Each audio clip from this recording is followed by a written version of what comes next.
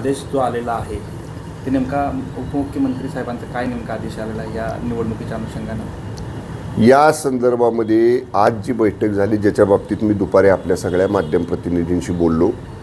की आमच्या शिवसेना पक्षाच्या जिल्ह्यातल्या सर्व मान्य मतदारांचं म्हणणं आम्ही ऐकून घेतलं जिल्हा कोर कमिटीनं,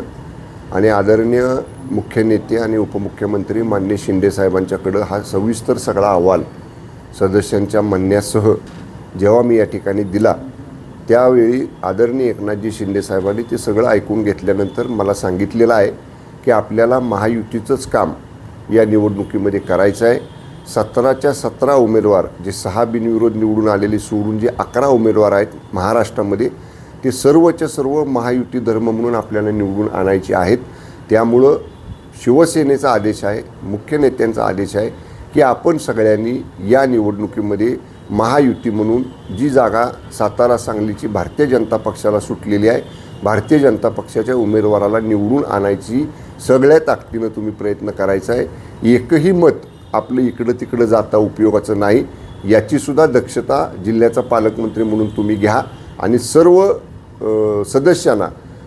या पक्षाच्या आदेशाप्रमाणे मतदान करण्याचे आदेश मी स्वतः पक्षाचा मुख्य नेता म्हणून दिलेले आहेत, असं सांगण्याचे आदेश माननीय उपमुख्यमंत्री एकनाथजी शिंदे साहेबांनी मला दिलेले आहेत. सदस्य ऐकून घेतली होती, आता ती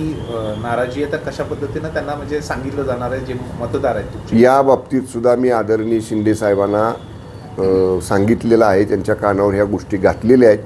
की मतदार जे सदस्य आहेत, नगरसेवक आणि झेडपी सदस्य, सभापती, नगराध्यक्ष,